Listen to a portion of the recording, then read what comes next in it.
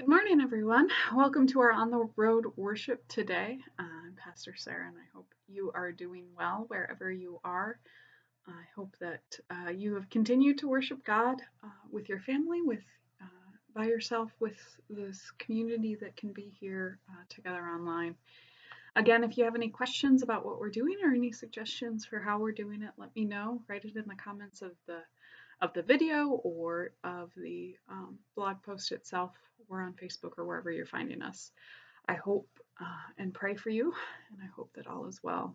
Today we're talking about the end of our short series on the book The Art of Neighboring, talking about who our neighbors are and what it means to have open doors and to connect to those around us.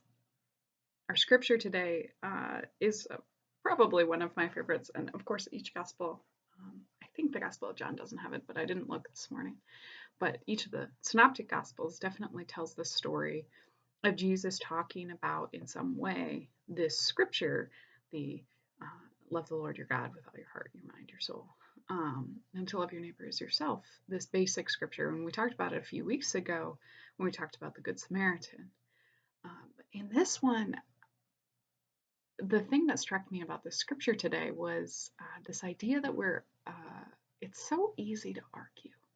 You know, this guy, he comes in and it sounds like,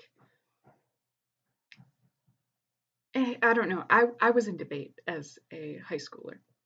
And so they taught us how to debate, how to look for the details and how to look for the things that are wrong in somebody else's argument. And while that was helpful for debate, it's not always the best way to live your life. It does help to understand when people are lying to you and to kind of dig deeper. And one of the best things that debate taught me was how to see both sides of a story. In debate, you're asked to defend both sides of the story.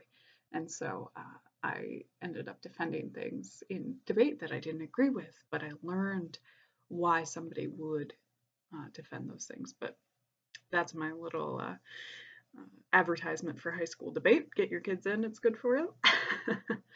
But today we're talking about the Shema, which is this scripture from the Old Testament that Jesus is quoting and this lawyer is bringing to him. And it's this idea that loving God and loving God with all of your being keeps this connection to each other, this connection to our neighbors.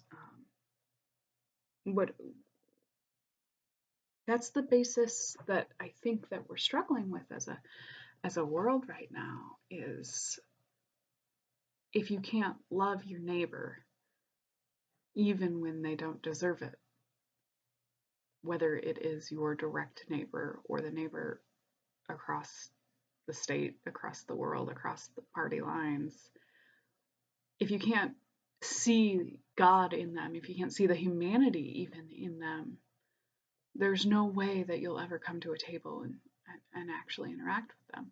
And that fear becomes all of who we are. Now, when that comes to being a good neighbor, literally being a good neighbor, it means knowing that when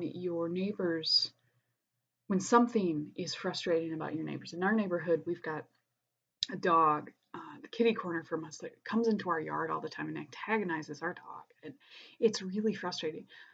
But I haven't actually ever gone over and talked to them about the dog. I just get frustrated and I complain to my husband about it, and I don't do anything about developing a relationship with that neighbor. And I wonder, if I know more of their story, am I going to be bothered by the dog that much? If I get to know them more, is this annoyance that is just the height of awful? I know, not really. Will that even matter to me anymore?